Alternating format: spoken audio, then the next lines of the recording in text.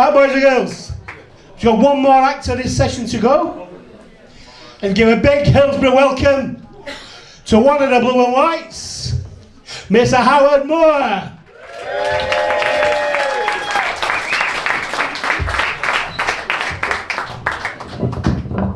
Evening everybody, good to see so many of you here. As Pete said, we're all quite new to this, but I'm actually quite used to talking in front of disinterested, inebriated audiences. That's because I'm a school teacher, okay? So if any of you want to make me feel extra at home, feel free to start doing cocks all over your chairs, yeah? I've been teaching 20 years, lots changed in 20 years, not just in education, but in society. 20 years ago, people used to go to the cinema rather than watch Netflix. 20 years ago, people used to smoke cigarettes rather than vapes. 20 years ago, if women wanted a bit of extra money, they'd tell Avon rather than the fannies on OnlyFans. Education changed as well. Okay, 20 years ago, if you might remember, kids actually had swimming lessons as part of their schooling, didn't they? Okay, that's stopped now, and that worries me a little bit, because if a kid today grows up and maybe in future finds themselves swimming in the pyjamas with a brick that wants fetching, they're going to be woefully underprepared, aren't they? Right, Dennis? Behaviour's changed. I mentioned vapes. Vapes is the big thing. The kids always vape. Okay, they're meeting up during lesson time in the toilets to vape. So lots of schools now are locking the toilet doors during lessons. Okay, and if a kid's desperate for the toilet, a member of staff without a lesson has to escort the kids to the toilet. So there's me, 20 years experience, degree education, teacher qualified, and my job's reduced to escorting teenage boys to the toilet, living the dream.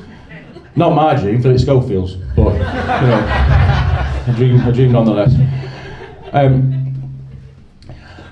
Bullying's changed, even bullying's changed. Okay, it used to be, didn't it, that bullies would work work hours, 8 well half through. At the end of the school day you were safe. Now, they're like captains of industry. They're working 24/7, remote working, they've got the TikTok, they've got the Snapchat, okay, you're never safe, never safe. I always look out for the kid who's been bullied, okay, I always like to support them, I always make them feel a bit more kind of at ease, give them a smile, friendly face. Not because I care, just that when they inevitably flip and go on the rampage, I want a little bit of mercy shown to me, you know what I mean? Okay? Is that bad? You know? Cut him off. Right. Just ask me to leave, seriously. Yeah. Oh, thanks. Right. Yeah. I lost my train of thought over there. Oh yeah, right. I used to get bullied, believe it or not, many years ago. I used to get bullied, okay, because my hair was ginger. It's faded, thankfully, okay, but my hair was ginger. And even though it's faded, I still stay loyal to my ginger pubes. Roots. I'm always looking after the gingers, okay, always supporting them. You might have seen last month, yes. Last month, it was the Mobos in Sheffield. Where do you see it? The Music of Black Origin Awards, okay, which I'm all for, okay, all supporting kind of different heritage. For a while though, I thought, you know what, we're going to have a splinter event. The Mogos, the Music of Ginger Origins, yeah? But then when I thought that would basically be Jerry Halliwell, Mick Hucknall, and Ed Sheeran, I thought that ain't going to help our cause at all, is it? You know what I mean? That's the kind of shit that end you in front of a war crimes tribunal, so I left that one well be. Staying with hair, my local hairdressers on Aberdale Road, okay, other than a town I know, but you might know it, it's called Sweeney Todd's. Yeah, you might have seen it, yeah, Millhouse as well. And I assume that's named after the kind of fictional demon barber of Fleet Street, yeah, the story where he'd cut the throats of the people whose hair was supposed to be cutting and make them into pies. Okay, so it's a nice macabre story, okay, nice and gory. But I'm not sure it's going to attract me to go to that hairdresser's, okay? It's kind of like, if we need some last minute childcare, okay, me and the wife are probably going to not opt for Kate and Jerry's childminding services. You know what I mean? Okay, there's a nice little tapas bar I'm in now, it's asking for trouble, right? My mum's knocking on. She might need to go into a home. I'm probably going to swerve Shipman's geriatric services. Yeah? Just stands to reason. Because names are important, aren't they? Names are important. you've probably seen all the hassle with the controversial dogs, okay, XL bullies. You seen all about that? Again, I can't help but think that name doesn't help them, right? If they were called Little Fluff Pots, yeah, no MP is going to sit there and go, we must destroy the Little Fluff Pots, okay? Names matter. Maybe XL bullies are going around biting people because they know they've got a name to live up to, yeah? It's that, we are XL bullies. Oh fuck, I best go and bite the postman. You know what I mean? It's proven, historically it's proven. Alexander the Great was destined for the top with a name like that. Bob the Builder was always going to be in construction with a name like that. And also the weird thing with those two, very disparate examples, they've both got the same middle name. How weird's that? It's my wife's idea that I try and stand up. Okay, so if you're not liking it, blame her. She's here now. You may not be able to see, but she's a 10, an absolute 10, on the fucking pH scale. The reason she asked me to try stand up is she wanted me to broaden my horizons. She thought I was drinking too much. Okay, and I did put out to her, most of these events are going to be in licensed premises. Okay, so there's a slight flaw. And she said, well, you can always drink alcohol-free beer. I said to her, that's a great plan. And maybe on the way home I'll swing by the brothel for a hug. Yeah? I'm being unfair. She's helped me with my confidence massively. Okay, not just comedy when I get a bit nervous, but other things as well. There was a while when I thought I wasn't well endowed enough. Okay, and she told me not to worry about it. Well, she said it's not that deep, but you know, I think that's what she meant. It's not just a one-way relationship. I help out. I do my best around the house. It's never good enough, but I do my best. For example, for a long time I was the one who'd hang the washing out and bring it back in. Yeah? But it all went a bit wrong when, you know, sometimes when you bring it back in, just to check that it's not a bit damp still, you kind of maybe just hold it to your face and maybe smell, yeah, just to make sure it doesn't smell damp still. That's not just me, is it? Yeah? So I'm doing that, and the next door neighbour saw me out the window. And she says, what are you doing? And I explained it to her, and she went, yeah, that's all well and good, but you're my God, and they're my fucking knickers. So I got relegated from that as well. I am her personal Uber driver.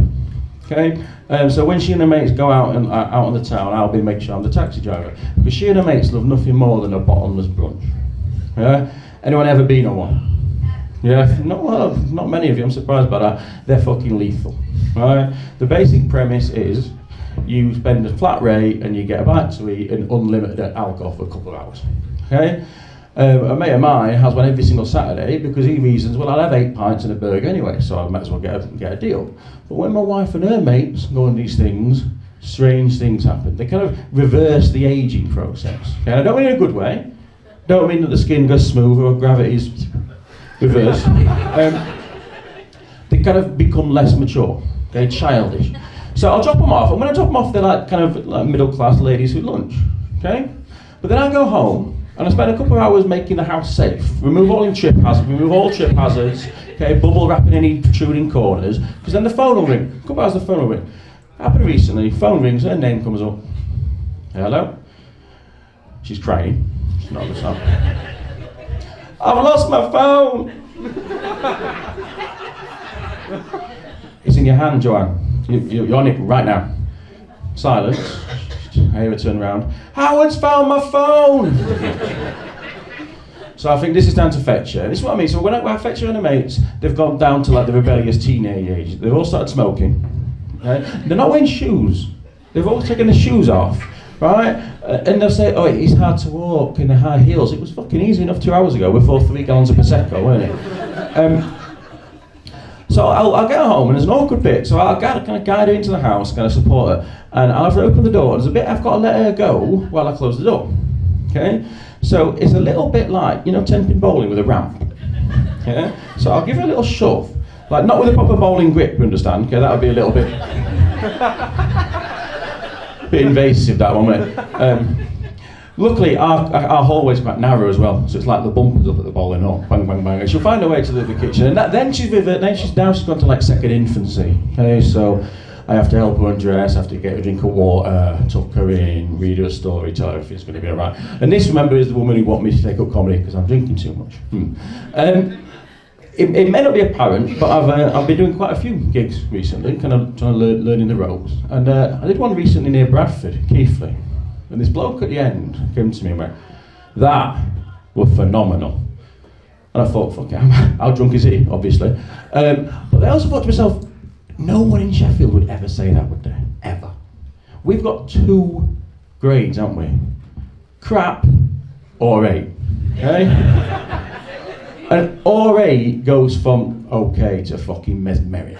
Okay? Someone in Sheffield could win the Euro Millions. Good weekend, pal. Aye, or 8. What'd you go up to? 180 million quid. Oh, aye. And I suppose that the flip side of that is when anyone in Sheffield does do really well for themselves, we kind of turn against them, don't we? Fucking Alex Turner thinks he's very clever now, he sold 50 million records. Arrogant bastard. I swear, if the barn that Jesus was born in were on Parson Cross, you'd have lads up there Words Avenue now going, fucking Billy Big Pants, just because he's son of God. He's forgot the animals we were born with, hasn't he? Fucking idiot. Of course, Jesus died on the cross, not Parson Cross. Otherwise that would have been a stabbing, not a crucifixion. I'll leave you this, a little taste in case you ever see me advertised again, maybe doing a gig. When I come up with ideas now, okay, sometimes they're not at the right moment, yeah, I've not got a pen with me. So, pen and paper with me. So I'll do what my wife does. When she realises she's got something for the shopping list, she'll send a text to me. So she's got like a live shopping list. It'll have like cucumbers, carrots, margarine, whatever. Yeah? So I had some ideas the other day, formulated them. So I sent her a text so I could remember. Cocaine, Rohypnol, anal probing. Her response? Not tonight, I've got Pilates. I generally have some ideas for them, so maybe another time I'll treat you to those. Okay? I think my 10 minutes is just about probably a bit more with Dennis interrupting. Like, enjoy your break that you're about to soon have. Okay, get yourself a drink, and I'll see you soon. Goodbye. Ladies and gentlemen, give it up for Mr. Howard Moore. And we're taking a 15-minute break now. We'll see you shortly.